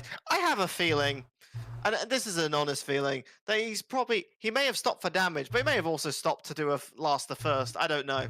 It's definitely not going to be a first, but we're going to see how far he gets in this race. But yeah, what? Stopping for damage and stopping for funny. Yeah. Is basically what we're saying. Yeah, fair enough. I mean, just looking at the difference in times, Angus has a 70-second gap between him and Connor. That is enormous amounts of pace difference. I reckon he stops for another set of tyres for funny. Oh. And just does a quali lap because why not? Yeah, let's see what this car can do. Low fuel, new tyres. That'd be lovely to do. Do a real Max Verstappen move that he did at Austria this weekend. That'd be really lovely to see, but it's not quite going to be as close. Oh, it won't. And looks like Josh is into another scrap. Josh has been doing a lot of scrapping for positions today in that 76 McLaren, as he's going to be paring down Penelope's Jaguar. Again, that car is going to be very hard to fight in a straight line, but the corners is where the McLaren's at. It's another issue again. Fast cars in a straight line are hard to overtake, and Josh is suffering it again going up against Penelope. Yeah, I mean, maybe he didn't get the qualifying he wanted, or he was caught up in the complete melee of lap 1.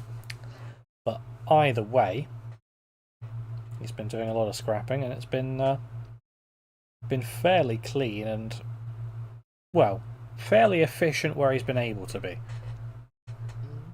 I've just been checking lower down the grid. Looks like Alex has gone in for another pit stop, and Fran has gone again. 7 laps down. These drivers have been struggling. This has been, as what we expected, a bit of a car breaker, but nothing new there when we're looking at Mount Panorama. This is hard and technical for the drivers here. Yep, and if you had any doubts over Joe Scher's pace, that was a 5-second gap. Oh, well, it's not anymore. Josh is yeah, it looks like Joe is eating up those gaps like you're having an awful what would you call it? I forgot off the top of my head. It looks like it's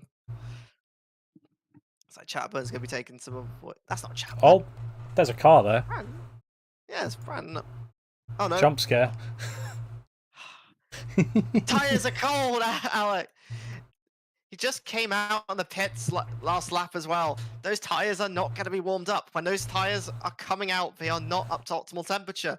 They're not as malleable. And the issue is they become very difficult to drive on, very oversteery. And you can just see it there coming out of the Forest Elbow. Those tires are not happy, and unfortunately he's taken a bit of a nip at his car while doing it as well.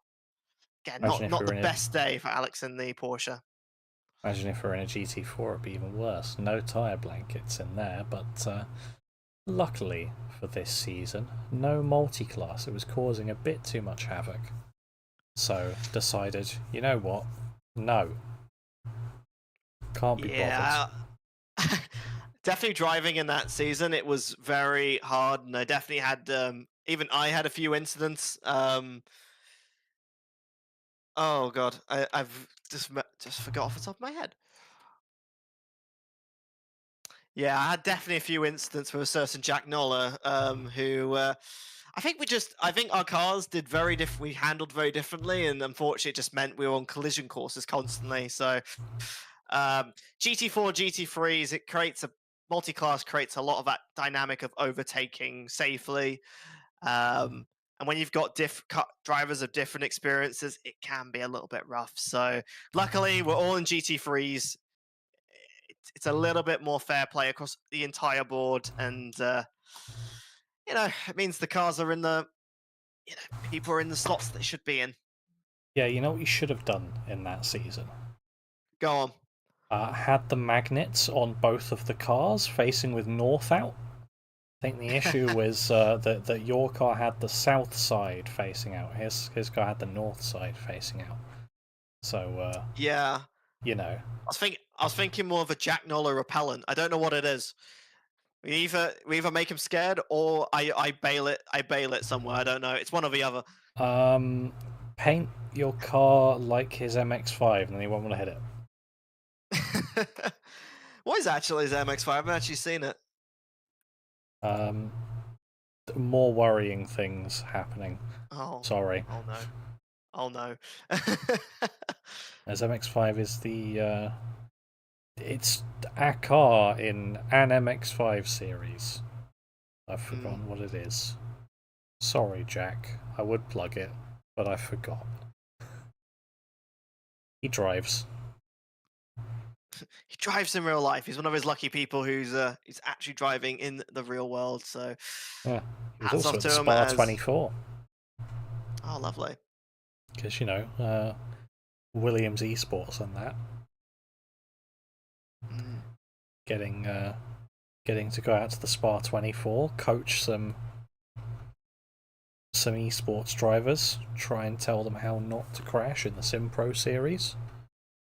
Didn't necessarily work too well.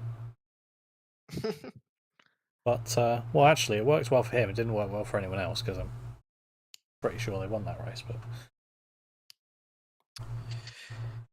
okay.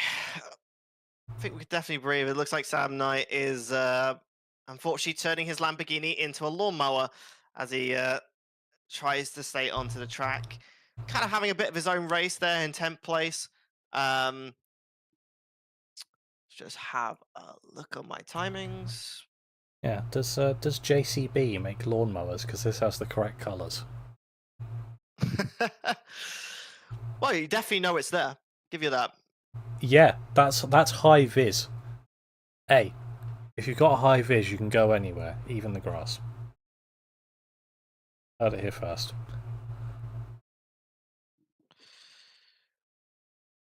And it looks like Josh Lodge is still trying to get past this Jaguar. Penelope doing a great job defending against this new and shiny. Oh, and it looks like he's just taking a little bit of a nip out of Forest Elbow as well. It's not going to be helping his straight line speed, which he needs every little bit to try and overtake this Jaguar GT3. I feel like there's only so many times I can say stop hitting the wall before it stops becoming advice and starts becoming annoying.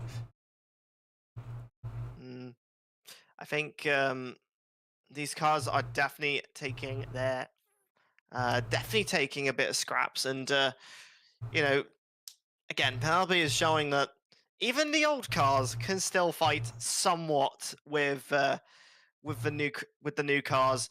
As is that me? Or is that like a pit limiter board or something there? Huh? I don't know. Just had a look at. I don't know. I didn't see anything, it to like be honest. some sort of pit limiter, and it looks Was it like that? oh, it's another spin. Was that what you saw? Oh look, you see there on the left? It's a little board there. What? Yeah. Yeah. That's gone a long way from home. Pit speed limit board. Hang on. Where's a... There we go. Find you. Not that one. Be on the right. Let's take a look. Yeah, that's travelled. That's travelled some. Someone's played car football with the this pit speed limit board. Done well not to hit anyone with that, to be honest. Honestly, it reminds me of one of those cleaning. You know when the cleaner is doing their cleaning, it says there's a slippery floor. Yeah. On the sign's fallen over. Yeah, warning, driver slippery surface. More like warning, please don't hit all the walls. I've had enough of this already. Yeah. That's why drivers have so much trouble in the wet, because they don't put out those yellow signs. Oh dear, I think the marshals need to be getting some mops or something. Like, hey, it's a slippery surface, guys. We're trying to clean it here. And they're still spin off anyway. Get the hair dryers out from the hotel. Oh, like that's a dive. Oh, he's made it stick though. Josh has made it stick, and has taken Penelope for that 6th place. It's been a while. It's been a while coming. Again, we've said this a lot today.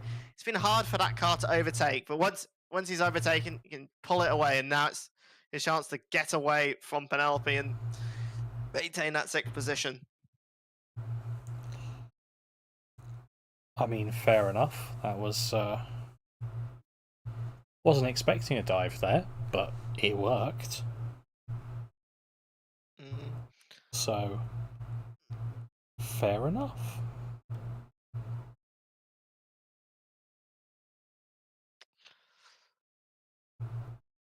I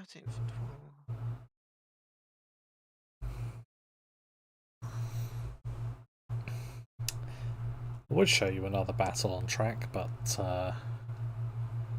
error 404 battle not found at the moment. Yeah, we've got into that point in the race where a lot of strategies are going to start converging. You know, the undercuts are going to get the undercutting cars are going to get a little bit slower over their overcutting or neutral strategy cars. So, you know, when I'm looking at it, the position wise, just going to have a look. Okay, so looking at the cars, we have that 7th to 9th position. Those are going to be your cars that are going to be really fighting for positions. One thing to note, as Aiden is gone on a personal best lap, he pitted later in this race. He's got about 2-lap advantage over the cars in front. And so we're going to see if those 2-lap different tires are going to make a difference, as he's going to be chasing down Penelope. Has those tires on that Jaguar finally starting to lose, as he's going to be right up against that bumper. Is it going to be an overtake into the Murray's corner?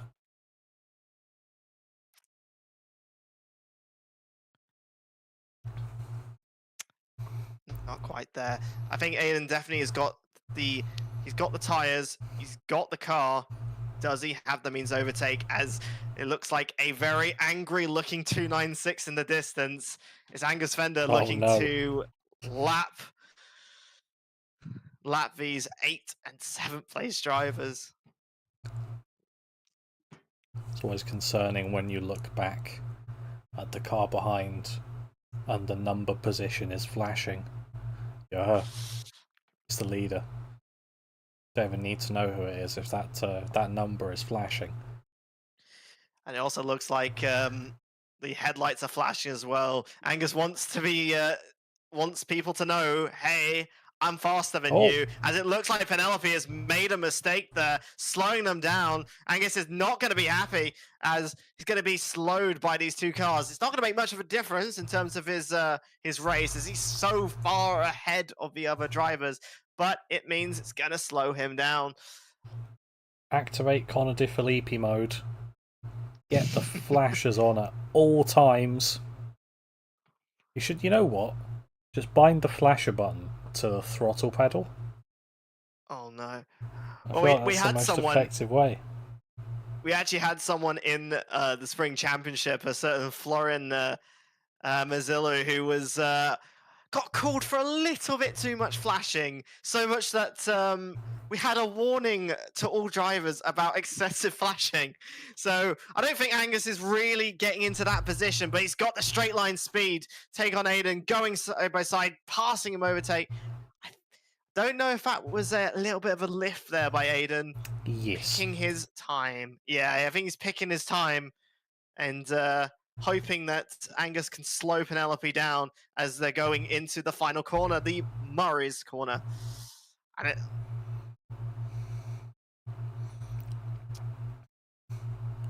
looks like Angus as well, slowing Penelope a little bit. It's going to be condensing the two cars behind. It looks like he's going to go for the inside. Has he got it enough? It looks like Penelope's been run wide onto the first corner. And it looks like Aiden's finally got through. I don't know if that was a little dirty there. I think, but you know what time it is? It's time. It's replay time. Oh. Yeah.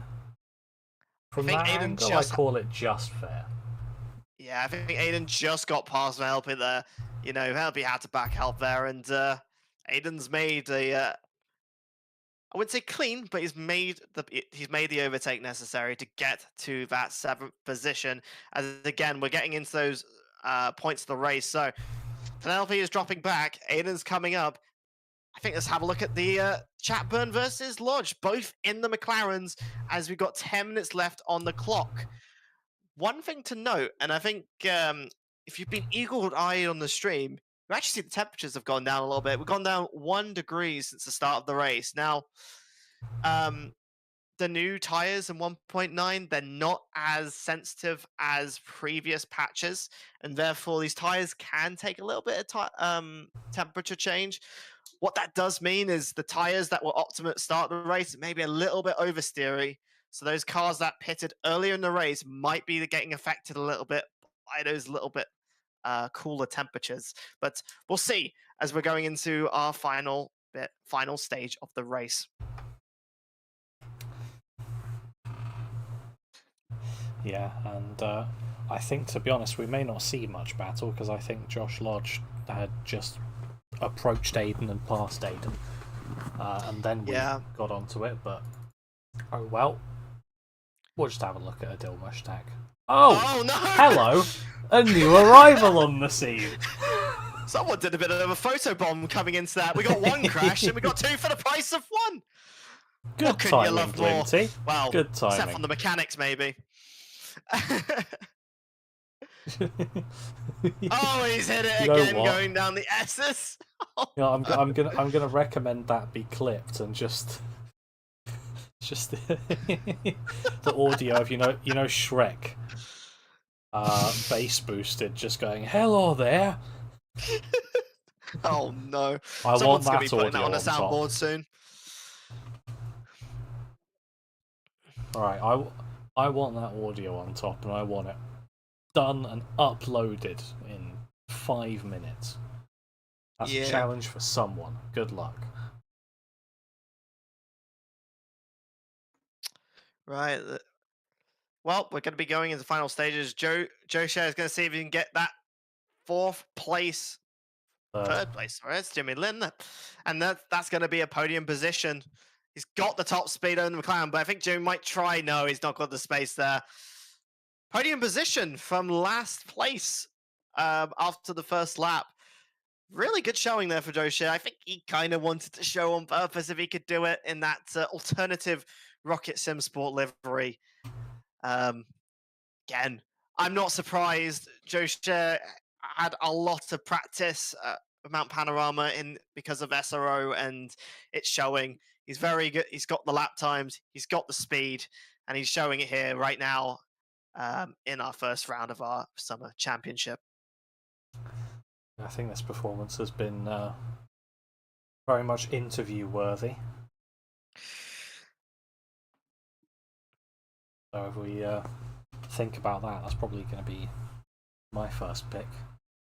Yeah, I think this has definitely been a race of attrition. I think, especially in terms of how much the battering of these cars that they've had. So just to see the top, I think you said in the end that the top 5 would be okay. I think we've seen that today. I think we've seen a bit more than. I've actually been impressed how many have actually stayed on the first the lead lap. I think that's probably been the most impressive.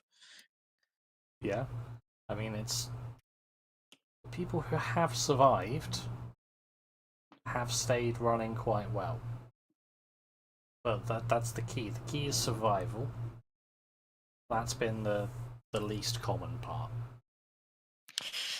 Yeah, I mean these corners are going to be having a lot of scrapes and as we're going into these final stages, we're going to be seeing Aiden Larson fighting for the 6th position here. Chapman did stop 2 laps earlier, so those tires are going to be a little bit more worn. Is this going to make a difference going down the mountain? You can see Aiden is on the rear of that McLaren, and we're going to see has he got the speed and the traction needed to go down this 1.9 kilometer straight. Well, the Lamborghini certainly has the speed.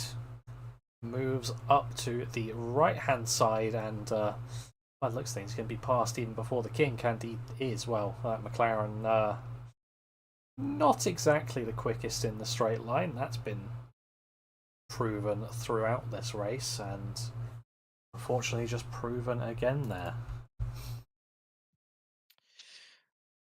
Oh boy, it looks like we have a certain Jonan Turner looking to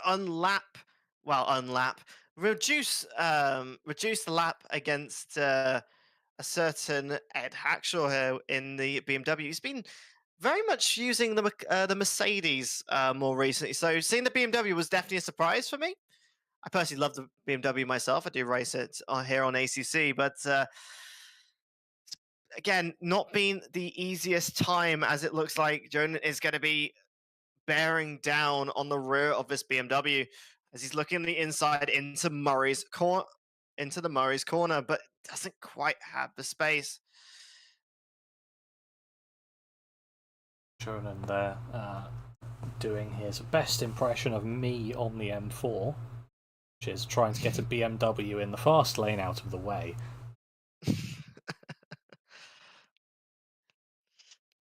I'm not very successful. He probably will be. This might take a little while because that Beamer appears to just run on a straight. Yeah, BMW's always had a bit of a straight line bias in terms of this game, and it definitely does show. The BMW is definitely been one of the highlights of this 1.9 patch that we're on. Definitely one of the faster cars of this patch. So Jonah's going to have to find a way around this BMW as he goes up the mountain and through the corners. I expect Jonah to have the edge going into these corners, but again, you need the traction. You need to get close to your opposition to get to those overtaking spots, which the next one will be down the down the Conrod straight into the chase, which will be coming coming up very, very soon. It will indeed. And Angus Fender just starting his penultimate lap, as we've got 3 minutes left on the clock. Oh no, Jonah's taking a little bit of nip out of his Porsche. That's not going to be helping his chances of overtaking. Yeah, definitely not been a race that he's wanted today, but he's tried his best. He's persisted, and I think that is very important. To persist on and get to the end, which, we are down to 16 drivers. We started at 21. 5 drivers have already retired, and it looks like he's taken it too late there as he takes it to the grass. Unfortunate there for Jonan. He's trying his best to get to the end of this race. Yeah, I mean, he can still get to the end of the race, but just may not be on the same lap as Ed. No, I think some things might be hanging off that car by the end of it as well. It looks like Penelope's had a bit of error at the cutting there. Let's have a look. Yeah, it's breaking a bit too late there. Oh, it's double hit there. Just go for it.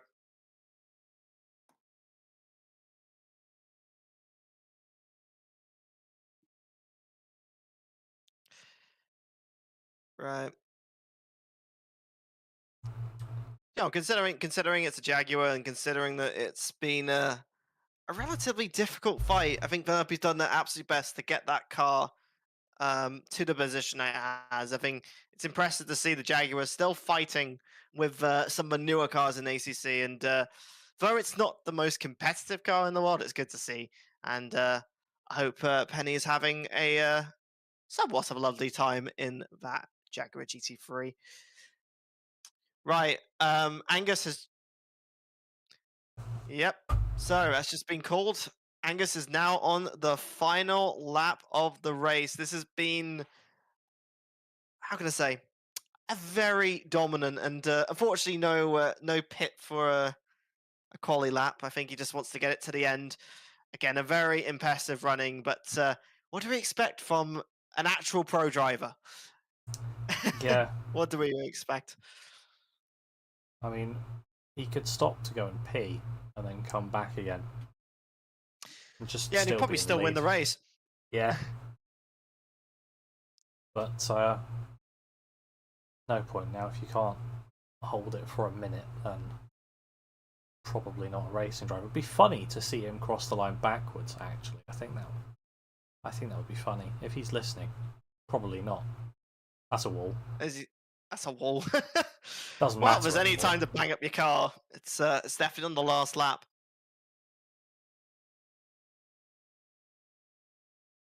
But if he could cross the line backwards, that would be funny for me. So, thinking about our next move, interviews, we know we probably want to speak to Joe Scher. Probably.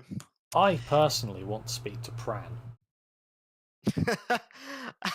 if he wants to talk, it'll be definitely an interesting interview. I want to get the two perspectives. And to be honest, Angus has won, but I don't think his race has been interesting. I think Connor's has been interesting. I think Connor's done very well in this race, considering he really does try hard to get it to finish line. I think he's trying to let it roll by. There you go. Well, he's slowing down because he can't be bothered to do another lap. That's fair enough. That's fair enough. Well, Angus is coming over the end, and that is a win for Angus Fender. Absolute dominant end of 80 seconds.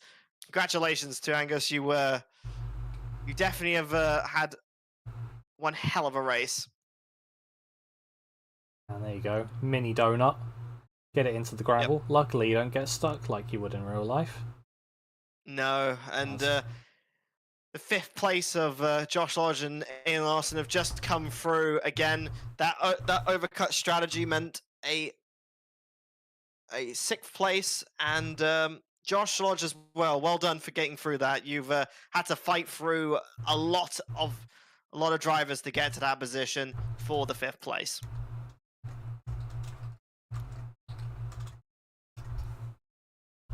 And just for perspective, the 2nd place driver is not even 75% across the lap yet. We've not even got to that point yet, as we're going to be seeing Jonan cross the line there, not quite overtaking Ed there. Yeah, it was close, but unfortunately no cigar. Although if you're against smoking, fortunately no cigar. See, right. Race has been over for a good minute and a half. Yeah, well, we're going to be finally seeing our 2nd place driver. Well done to Connor. You get our 2nd place of the race, and we're going to be seeing Joe just come behind for that last podium position in getting the 3rd place. 4th place is still just coming through the chase right now. And going back down here, Jimmy Lin having a somewhat uneventful, but quiet 4th place, well deserving. You are the last person to be on the lead lap here, and then finally, Alex Smith coming across the line as he locks it up on the front. I think it's just congratulations. He's not going to even go to the finish. Come on, man. Come on. Oh, he's just going to spin it before the end. Oh, dear. Just meet the finish line already, dude. Come on. Come on, end the race, please. Right. It's camera time. Sorry. It's camera time, indeed. Have to see us now. Greatest apologies. But no, that was quite a fun race to watch. If not for the battles, then for the kill. Yeah, the carnage. I think there was a lot of a lot of spins, but not surprising. This is one of the hardest tracks in ACC to go around, and to finish alone was important enough. I mean, we had 5 driver retirements, and yeah, it's good to see that we still have our 16 drivers remaining in whatever pieces their cars are in. Yeah, the walls were visited by, actually, I think everyone. We even saw Angus, I think everyone had at some point. I think everyone had a scrape today, but in the end, people got to the end. Overall, it was a very dominant showing from Angus. No surprises there. We to finish with such dominancy is no surprise for me, an esports and real life pro driver. So well done to him, and well done to the other drivers who kept on the lead lap. That was a very difficult challenge to go against, honestly. Yeah, and we're just waiting for the debrief to be done, and we have waited. Debrief is done, and first person I'm going to bring. I'm actually going to bring Pran in first. Right, Pran. Oh no! You had an interesting race. Maybe not for the right reasons. Let us know how it went. Of course not. Yeah, I mean, driving like an idiot, I guess. Literally, none of the race was I in control. I was just coasting, trying to, move along. I couldn't get into a rhythm, and just ended up crashing all the time. And I ended up, 13 laps behind or something? Ridiculous. Yeah. At least you made it to the finish line. There were 5 driver retirements today, and you beat them all because you actually finished. And I think that's what's important. That's the only good thing about it. I just continued on. I just did. Oh dear! I had too many crashes. I just literally I couldn't keep on the track. How did it feel? I mean, out of all the corners, which one do you felt was the most challenging when driving on this track? Right, turn 1, turn 2, turn 3, turn 4, yeah. turn 5, turn 6, turn 7, turn 8, turn 9, and all the rest. All the way until turn 23. Maybe even turn 24, the pit entry. Yes, to be fair, the pit entry is quite challenging, to be fair. Yeah. Just to its credit. I do remember an SRO race there once upon a time where we were looking at pit Yes. entries, firmly giving penalties for it. Yeah. I have a feeling, right? If I was in SRO, I'd get straight DQ just being a danger on track. That's just what would happen. Like, do you know in that SRO Europe race where those guys are just there chilling, like 3 Oh, yeah. seconds off the pace? That would be me, but even more dangerous. Love it. As long as you don't stop directly on pit exit, I think you'll be fine. But apart from that, I think that was a fun interview. Oh, it was See brilliant. where the next one's going In to a be more bit. fun. All right. Thank you very much, See you Bram. later. No worries. Cool. Who next? Oh, I think wow. we'll go in order of finishings. Let's take Joe next. And welcome up to the booth, Joe, the champion of last season. This season starting off with a recovery drive. A massive idiot move, it could be said. What happened? actually happened? Because Yeah. we didn't see. Cold tyres, dirty air. Just got a little bit of a nose lift into Skyline and then beached out over the curve. And then I decided the wall looked a bit lonely, so I went and gave it a hug. You know, I thought wall's going to be a bit lonely this early on in the race, make them feel comforted. No, I just made a really silly mistake, minute damage. So crawl back to the pits and see what would happen. Yeah, I mean, you were definitely the first one to hug the wall, but you certainly weren't the last. And, well, I mean, after that it seemed to go quite well, apart from you not serving the mandatory pit stop at the pit stop that you did. What, the second one, or the first one? No. Oh, no, yeah. Sorry, the first one I didn't want to put it in fuel because I didn't think the tyres would hold on long enough. So it would roughly on fuel I could have possibly made it, but I think the pace deficit that would have come from running the car so heavy on a set of already somewhat scrubbed tyres from the suspension damage. I thought I'll take damage of a minute in the first stop and then go like a bat out of hell and then make another stop, just because I don't think I'll be able to keep the tyres nor the pace up high enough just by one stopping. I wanted to ask, when you're coming from last place, how was it going through the field? Because you've got drivers of different positions. Combine that with Mount Panorama being difficult to overtake going up and down the mountain. How did you fare overtaking so many cars throughout this race? It was really fun. I mean, I'm sorry to anyone that I scared by overtaking over the top of the mountain. I saw opportunities and I went for them. I think Lodge was one of them.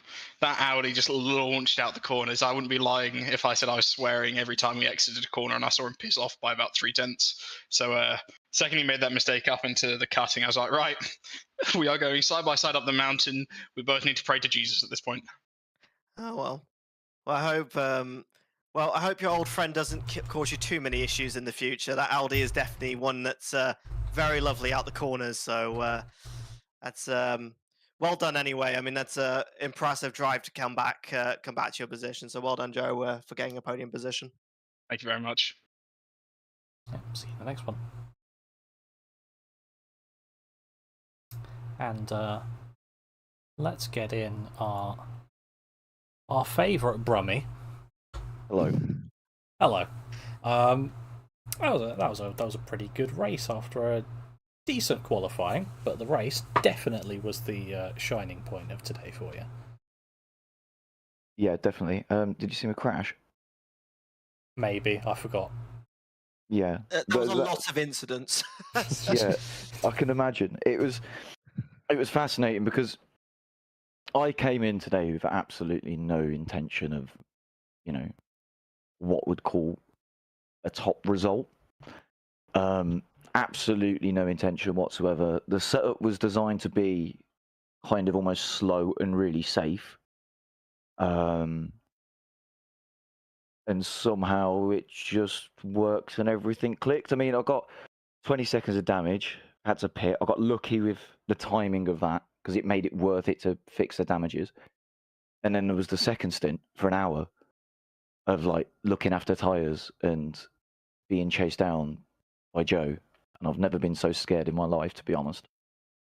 So yeah, that's pretty much it. My second stint, I think I've lost half my body weight in sweat, and if you know who I am, then that's hard. That's not a lot. Yeah, hard to lose, isn't it? If I lose any more, I think I'll just be dust. I mean, when it came to, I actually do remember it now. I do actually remember the incident. I mean, when it came into that second stint, and you're up against drivers um, who were fast. I think because you stopped early in the race, right? Yeah. Yeah. So you're up against people like Jimmy and that who were stopping later in the race. How did you feel about overtaking these guys later on in the race? Because you had to make up those, you had to defend those positions. How did that feel overall? Defending that trap position and trying to get it to the end of the race. So to be perfectly honest, there wasn't really any defending. What there was tell you what, right? Watching Jimmy go up that hill on a controller is unbelievable. It's so good. I was cheering Jimmy halfway through. I think that got my mind off things as I was going up the hill to stop being so tense. But like watching Jimmy do it on a controller, it's like fair play. I can't remember how I overtook Jimmy. He put up a really good defense, to be fair to him. That was really good, really entertaining. There was a white McLaren. I've forgot the name. Really sorry. Aidan Chapman. Sorry, Aidan Chapman. Maybe? Yeah. They defended really well. I think they spun. I don't know whether it was net. I definitely didn't make contact on my end, but they also put up a good, decent defense. And the quality of driving, especially from these drivers coming from like the mid pack onwards, from what I went through today, is a lot better than last season. I think that's props to them massively. I was going to ask, how does it feel going from spring to summer, having that change of personnel behind the wheel? I mean, to be honest, it's just same old. You turn up, you drive your line, you brake on your brake points, and you put your throttle on. Well, for my case, before the apex, and it's the same. It's the same system. It's they're just new names. Realistically, it's great to have new faces. I'm not saying it's not, but it's great to have fresh faces. It's great to have loads of competition. I mean, James White, one to watch. I tell you, he looked quick. Owen as well. Props to Owen. Owen looks quick as well. Owen on a lap did really well. I mean, looking at the qualifying results, just for this race, I think there was a real mix of like new people and old people at the top, and that's really good to see, I think.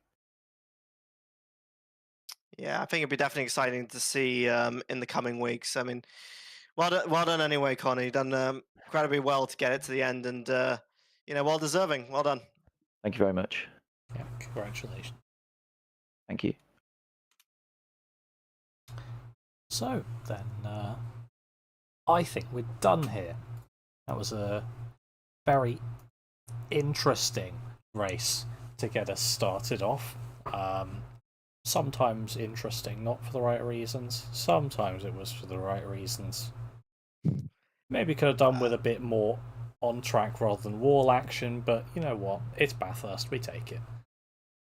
Yeah, this is the hardest, probably the hardest track on the calendar. So this is the test of your consistency and your ability to drive fast while playing with the limits of the track. And I think we'll see in the later weeks a little bit less of more damage and hopefully a bit more side to side action as we are. I think we are going to.